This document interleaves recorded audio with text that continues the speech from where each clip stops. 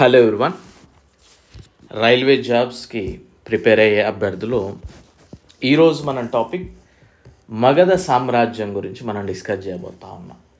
మగధ సామ్రాజ్యం. సో ఈ టాపిక్ నుండి మనకి రైల్వేస్లో ఎన్టీపీసీ, గ్రూప్ డి, ఆర్పిఎఫ్లో అడిగే అవకాశం ఉంటుంది. టెక్నీషియన్ ఏఎల్పిలో అంతగా ఉండదు. So NTPC, group D, RPF and ఈ టాపిక్ ఫర్ ఆల్ కాంపిటేటివ్ ఎగ్జామ్స్కి కూడా యూజ్ అవుతుంది. అంటే అదర్ స్టాఫ్ సెలక్షన్ కమిషన్ కావచ్చు, అదర్ ఎగ్జామ్స్కి. ఓకేనా? సో ప్రాపర్గా ప్రిపేర్ అయ్యే వాళ్ళు పూర్తిగా చూడండి. ఎగ్జామినర్ ఎలాంటి క్వశ్చన్స్ అడుగుతాడు అనేది కూడా చెప్తాను. అండ్ మీరు మన ఛానల్ మొదటిసారి చూస్తున్నట్లయితే అదర్ క్లాసెస్ కూడా చూడండి. నచ్చితే సబ్స్క్రైబ్ చేసుకొని ఫాలో అవ్వడానికి ప్రయత్నం చేయండి. అండ్ మన యొక్క యాప్ లాస్ట్ బెంచెస్ హబ్ అనే యాప్ని డౌన్లోడ్ చేసుకోండి. లింక్ డిస్క్రిప్షన్లో ఇచ్చాను. టెలిగ్రామ్ ఛానల్లో కూడా జాయిన్ అవ్వండి. దాని యొక్క లింక్ కూడా మీకు డిస్క్రిప్షన్లో అవైలబుల్ ఉంటుంది. ఇన్స్టాలో కూడా ఫాలో అవడానికి అయితే ప్రయత్నం చేయండి వీలుంటే. ఓకేనా? Right. So coming to the class, Magadha రాజ్యము. సో ఈ మగధ రాజ్యాన్ని అసలు ఎప్పుడు ఏర్పాటైంది, ఎవరెవరు అంటే ఏ వంశస్థులు పరిపాలించారు, ఆ వంశస్థులలో ఏ రాజులు ప్రముఖమైన రాజులు, వాటి గురించి మనం డిస్కస్ చేద్దాం. ఓకేనా? సో ఎగ్జామినర్ కూడా ఇలానే అడుగుతాడు. ఈ మగధ రాజ్యం అనేది బిఫోర్ క్రీస్తు పూర్వము 6వ శతాబ్దంలో ఏర్పాటైంది. అంటే సుమారుగా 2500 నుండి 2600 సంవత్సరాలు ఆ సమయంలో మనకి ఈ మగధ రాజ్యం అనేది ఏర్పాటైంది. అంటే ఇది భారతదేశ చరిత్రలో ఏర్పాటైన మొట్టమొదటి సామ్రాజ్యమే ఈ మగధ సామ్రాజ్యం. అంతకుముందు మహాజనపదాలని మనం చెప్పుకునే వాళ్ళం, కానీ సామ్రాజ్యముగా చూసినట్లయితే మొట్టమొదటిది మగధ. సో ఈ మగధ ఒక్కటే మొదటిదా అంటే అంతకుముందు అంటే క్రీస్తు పూర్వము 6వ శతాబ్దంలో ఆ సమయంలో బుద్ధుని కాలంలో మొత్తంగా చూస్తే 16 మహాజనపదాలు ఉండేవి. ఏంటండి? 16 మహాజనపదాలు ఉండేవి. ఆ 16 మహాజనపదాలలో ముఖ్యమైనది, కొద్దిగా పెద్దది మగధ సామ్రాజ్యం. సో దాని గురించి మనం డిస్కస్ చేస్తూ ఉన్నాం. మగధ రాజ్యం భారతదేశ చరిత్రలో మొట్టమొదటిగా స్థాపించబడిన సామ్రాజ్యము మగధ సామ్రాజ్యము. ఇది సుమారుగా 2500 సంవత్సరాల క్రితంది అని మనం డిస్కస్ చేసాం. సో ఇది ఎక్కడి నుండి ఎక్కడి వరకు విస్తరించింది కనుక చూస్తే, మొదటగా బీహార్ అండ్ గంగా నదికి దక్షిణాన ఉండేది. ఆ తర్వాత కాలక్రమేణా రాజులు యుద్ధాలు చేస్తూ ఉంటారు, ఆక్రమించుకుంటూ ఉంటారు. సో ఇవన్నీ జరుగుతూ ఉంటాయి కదా. ఆ కాలక్రమేణా లిచ్చావి, అంగా అనే సామ్రాజ్యాలను జయించడం వల్ల బీహార్ నుండి బెంగాల్ వరకు మరియు అటు యూపీ వరకు కూడా స్ప్రెడ్ అయిపోయింది. At the end of Magadha సామ్రాజ్యము అంటే మగధ సామ్రాజ్యం చివరి వరకు కనుక చూసినట్లయితే ఇది బంగ్లాదేశ్, నేపాల్ వరకు కూడా స్ప్రెడ్ అయిపోయింది. బీహార్, జార్ఖండ్, ఒరిస్సా, వెస్ట్ బెంగాల్, యూపీ మనకి కార్నర్ సైడ్లు కనుక చూసినట్లయితే స్ప్రెడ్ అవుతూ వచ్చింది. Okay. So and next Magadha రాజ్యాన్ని పరిపాలించిన వంశాలు ఏవి కనుక చూస్తే, బృహద్రథ వంశము, హర్యంక వంశము, శశునాగ వంశము, నంద వంశము. సో ఇది ఫోకస్ చేయండి, వెరీ ఇంపార్టెంట్. కొన్నిసార్లు ఎగ్జామినర్ ఆర్డర్ అడుగుతాడు, అంటే ఏ వంశం తర్వాత ఏ వంశస్థులు పరిపాలించారు. సో ఫోకస్ చేసే అవకాశం ఉంటుంది ఇలా కూడా. అండ్ ఇక్కడ మనం చూసినట్లయితే ఎన్ని సంవత్సరాల క్రితం ఇది ఏర్పాటైంది కనుక చూస్తే రఫ్గా 2500 years అగో. ఇప్పుడు మనకి ఇండిపెండెన్స్ ఎప్పుడు వచ్చిందంటే 1947 August 15th అనడానికి కంప్లీట్లీ మనకి తెలుసు. బట్ ఇది 2500 సంవత్సరాల క్రితం అంటే కొద్దిగా అందుకే 22,500 సంవత్సరాల ఎగో ఇట్లనే చెప్తాం. అంతేగాని మనం డేట్స్, ఇయర్లు పర్టికులర్గా మెన్షన్ చేయాల్సిన అవసరం లేదు. ఎగ్జామినర్ అడగడు చాలా వరకు. Okay, right. సో ఇక్కడ మనం చూసినట్లయితే భారతదేశ చరిత్రలో మొట్టమొదటగా స్థాపించబడిన సామ్రాజ్యం ఇది మగధ సామ్రాజ్యము. దీన్ని పరిపాలించిన వంశస్థులు ఎవరెవరు అన్నప్పుడు వాటి యొక్క ఆర్డర్ మనం చదవడం నేర్చుకోవాలి, గుర్తుండాలి. ఈజీగా మనకి కన్ఫ్యూజన్ లేకుండా ఇండియన్ హిస్టరీ నేర్చుకోవచ్చు. బృహద్రథ వంశము, హర్యంక వంశము, శిశునాగ వంశము, నంద వంశము. సో ఒక్కో వంశంలో ఒక్కో రాజు వస్తూ ఉంటాడు, పరిపాలిస్తూ ఉంటాడు, వెళ్తూ ఉంటాడు. అన్నీ మనం నిజానికి చదవలేము, అన్నిటికీ ఆధారాలు కూడా లేవు, ఎందుకంటే 2500 సంవత్సరాల క్రితం కనుక. ఓకేనా? సో అందులో కొద్దిమంది రాజుల గురించి మనం డిస్కస్ చేద్దాం. సో ఫస్ట్ బృహద్రథ వంశము. మగధను పరిపాలించిన తొలి వంశం ఏది? బృహద్రథ వంశం. ఎగ్జామినర్ ఖచ్చితంగా అడిగే అవకాశాలు ఉంటాయి. ఇలా మగధ రాజ్యాన్ని పరిపాలించిన తొలి వంశము ఏది? బృహద్రథ వంశము. బృహద్రథ వంశం యొక్క స్థాపకుడు ఎవరు? బృహద్రథ. వీరి యొక్క రాజధాని, అంటే ఈ వంశం పీరియడ్లో రాజధాని ఏది అంటే గిరివ్రజ. దీన్ని రాజగృహ అని కూడా పిలుస్తూ ఉంటారు. ఇది బీహార్లో. గిరివ్రజ అన్న రాజగృహ అన్న సేమ్, గుర్తుపెట్టుకోవడానికి ప్రయత్నం చేయండి. వీరి వంశంలో జరాసంధుడు ఏ వంశస్థుడు అని అడిగే అవకాశం ఉంటుంది. బృహద్రథ వంశానికి సంబంధించిన వాడు. ఈ వంశంలో చివరి వాడైన రిపుంజయుడిని బింబిసారుడు చంపివేసి హర్యంక వంశాన్ని స్థాపించాడు. మనకి వంశస్థులలో first ruler, last ruler, first and last rulers ఎంత పనికిమాలిన వాళ్ళు అయినా కానీ మనం నేర్చుకోవాలి.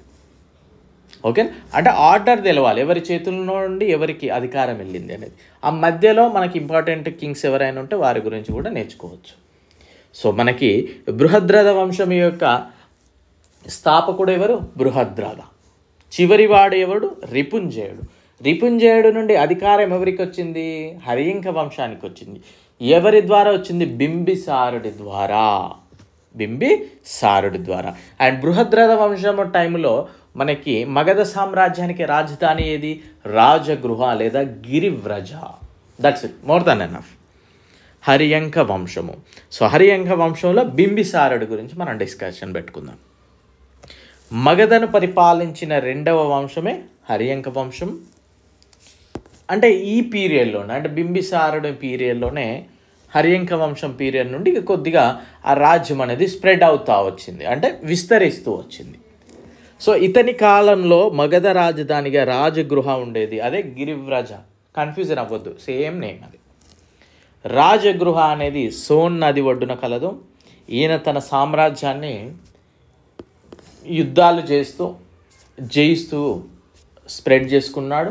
మనకు పాత మూవీలలో కనుక చూసినట్లయితే వేరే ఒక రాజు యొక్క కూతుర్ని పెళ్లి చేసుకొని ఆ విధంగా కూడా మన మూవీస్లలో చూస్తూ ఉంటాం. ఆ ప్లేస్ని కూడా ఆక్యుపై చేయడం అనేది జరుగుతూ ఉంది.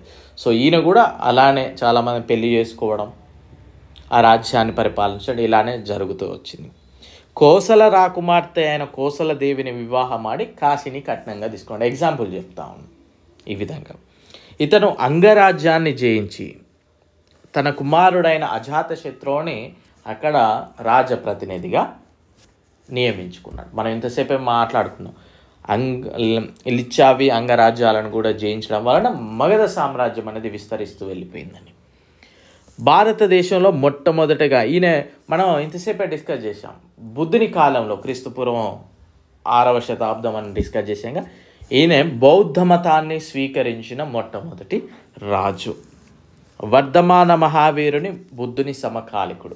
మన ఇండియన్ హిస్టరీలో అడిగే అవకాశం ఉండే క్వశ్చన్, బింబిసారుడు ఎవరి సమకాలికుడు అంటే అతని పీరియడ్లో ఇంకో అదర్ ఇంపార్టెంట్ పర్సన్స్ ఎవరున్నారు అనేదే సమకాలికుడు అంటే. ఆ టైంలో వర్ధమాన మహావీరు ఉన్నాడు, బుద్ధుడు ఉన్నాడు, ఈ విధంగా చెప్పుకోవచ్చు.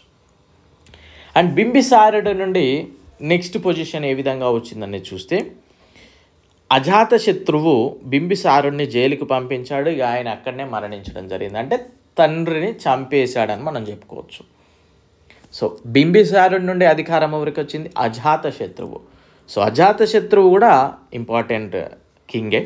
ఈయన కూడా వర్ధమాన్ మహావీర్ అండ్ బుద్ధుని సమకాలికుడే. ఇతన్ని కునిక అని కూడా పిలిచేవారండి. లిచ్చవి రాజ్యాన్ని జయించాడు ఈయన గంగానది సమీపంలో సోన్ నది ఒడ్డున పాటలీపుత్ర నగరాన్ని నిర్మించాడు. ఈ పాటలీపుత్ర నగరాన్ని నిర్మించడం జరిగింది అజాతశత్రు. కాలక్రమేణా తర్వాతి కాలంలో పాటలీపుత్రం అనేది క్యాపిటల్ అయిపోయింది వాళ్ళకి. అజాతశత్రువుని చంపివేసి అధికారం చేపట్టినవాడు ఉదయనుడు. అంటే అజాతశత్రువుని చంపేసి మళ్ళీ అధికారం ఎవరికి వచ్చింది? ఉదయనుడు. ఈయన్ని ఉదయభద్ర అని కూడా పిలుస్తాం. అండ్ లిఖిత ఆధారాల ప్రకారం, రిటర్న్గా మనకు ప్రూఫ్స్ ప్రకారం కనుక చూస్తే బుద్ధుని పైన కూడా ఆయన కొద్దిగా దాడి చేయడం జరిగింది. తర్వాత తన తప్పు తెలుసుకొని క్షమించమని అడగడం కూడా జరగడం జరిగింది. ఓకేనా? సో బింబిసారుడి నుండి నెక్స్ట్ ఎవరికి వచ్చింది? అజాతశత్రువుకి వచ్చింది. అజాతశత్రువు నుండి ఎవరికి వచ్చింది? ఉదయనుడు గారికి పరిపాలన అనేది వచ్చింది. ఈయన రాజధాని రాజగృహ నుండి పాటలీపుత్ర పాట్నాకి మార్చడం జరిగింది. ఓకేనా? సో అంతగా ఇంపార్టెంట్ కాదు. నాగదాసకుడు ఈయన చివరివాడు. మనం ఏమని చెప్పుకున్నా, ఫస్ట్ అండ్ లాస్ట్ కింగ్స్ గురించి మనం డిస్కషన్ పెట్టుకోవాలి ఖచ్చితంగా అని. సో నాగదాసకుడు కనుక చూసినట్లయితే చివరివాడు నాగదాసకుడు. ఈయన దర్శకుడు అని కూడా పిలిచేవాళ్ళంట. సో ఈయన కొద్దిగా కిమ్ లాంటి వ్యక్తి అనుకోరావులుగా. ఇతని పాలనలో విసుగు చెందిన ప్రజలు ఈయన మంత్రి అయిన, అక్కడ ప్రజలు తిరుగుబాటు చేసి ఈయన మంత్రి అయిన శిశునాగుని రాజుగా నియమించారు. సో నాగదాసకుడు నుండి అంటే హర్యంక వంశము నుండి ఎక్కడికి వచ్చింది? శిశునాగుడి దగ్గరికి వచ్చింది. ఈ శిశునాగ వంశం అన్నట్టుగా. ఓకేనా? రైట్. శిశునాగుడు మగధను పరిపాలించిన 3వ వంశము. శిశునాగ వంశం యొక్క స్థాపకుడు శిశునాగుడు తన రాజధానిని పాటలీపుత్రము నుండి వైశాలికి మార్చడం జరిగింది. రాజగృహ టు పాటలి వచ్చింది, పాటలీపుత్ర వచ్చింది, పాటలీపుత్ర నుండి వైశాలికి వచ్చింది మళ్ళీ ఇక్కడ. సో ఇందులోనే ఇంకొక కింగ్ కాలశోకుడు. శిశునాగుడు తర్వాత రాజ్యానికి వచ్చినది కాలశోకుడు. ఇతన్ని కాకవర్ణుడుగా అని పిలిచేవాళ్ళంట. సో ఇక్కడ నుండి చూడండి, అంటే వీళ్ళది పెద్దగా అంతగా ప్రముఖంగా ఏం లేదని చెప్పుకోవచ్చు. ఇద్దరే కింగ్లు వచ్చి ఇక్కడ. ఇతన్ని మహాపద్మనందుడు చంపి నందవంశాన్ని స్థాపించాడు. ఎవరు చంపారో? మహాపద్మనందుడు చంపి నందవంశాన్ని స్థాపించాడు. అదే మనకి శిశునాగుడు ఎక్కడి నుండి వచ్చాడు?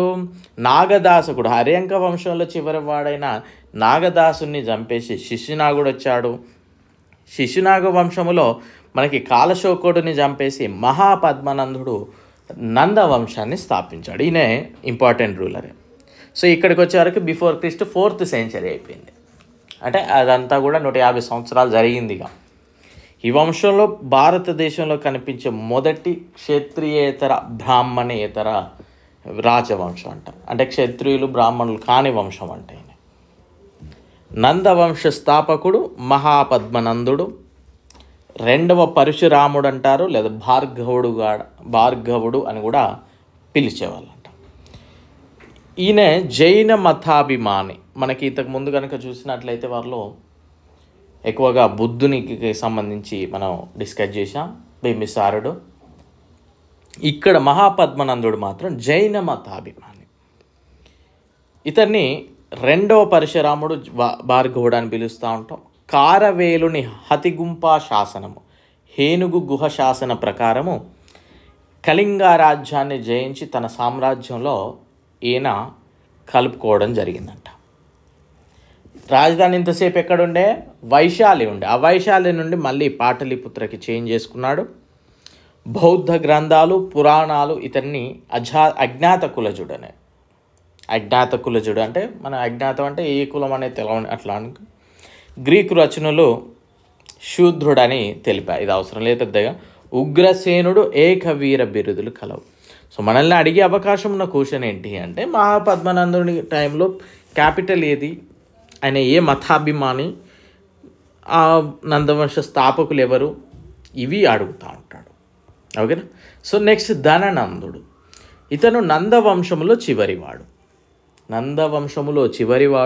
అలెగ్జాండర్ సమకాలికులు. ఇతని పాలనకు ఆధార గ్రంథము సోమదేవ సూర్య రచించిన కథసారిత్ సాగరము. దీని ప్రకారం ధననందుడిని చంద్రగుప్త మౌర్యుడు చాణక్యుడి సహాయంచే ఓడించి క్రీస్తు పూర్వము అంటే 2321 ఇయర్స్ అయ్యో అన్నట్టు. ఇక్కడ 321 ఇయర్స్ BC అంటే ఇప్పుడున్న దానికి మనకు అంతకుముందు యాడ్ చేస్తాం. మౌర్య సామ్రాజ్యాన్ని దేని ఆధారంగా? సోమదేవ సూర్య రచించిన కథా సరిత్ సాగరం ఆధారంగా ఈ ధననందుడు చాణక్యుడి సహాయముచే చంద్రగుప్త మౌర్యుని చేతిలో ఓడిపోయాడు. తద్వారా మౌర్య సామ్రాజ్యం అనేది ఏర్పాటైంది. సో మగధ సామ్రాజ్యం గురించి ఇంత నేర్చుకుంటే సరిపోతుంది. ఆర్డర్ వాళ్ళ యొక్క వంశంల డినస్టీ, అంటే ఏ వంశము తర్వాత ఏ వంశం, ప్రతి వంశంలో మొదటివాడు చివరివాడు అనేది మస్ట్. ఎందుకంటే మనకు కన్ఫ్యూజన్ లేకుండా నేర్చుకోవడానికి. ఓకేనా? సో ఇప్పుడు మనం కనుక చూసినట్లయితే సపోజ్ మనకు ఉమ్మడి ఆంధ్రప్రదేశ్ ఉన్నప్పుడు చివరి వాళ్ళు ఎవరు అని అంటే మనం ఎక్కువగా మనకు గుర్తున్నది కిరణ్ కుమార్ రెడ్డి అని చెప్తారు. రోషయ్య అనేది కొంచెం కొద్ది పీరియడ్ కనుక అంతగా ఉండదు. సో ఫస్ట్ అండ్ లాస్ట్ మాత్రం మస్ట్, అవి నేర్చుకోవాలి మనం ఎప్పుడు కూడా. ఓకేనా? సో ఇది మనకి మగధ సామ్రాజ్యం గురించి, మౌర్య సామ్రాజ్యం గురించి కూడా డిస్కస్ చేద్దాం.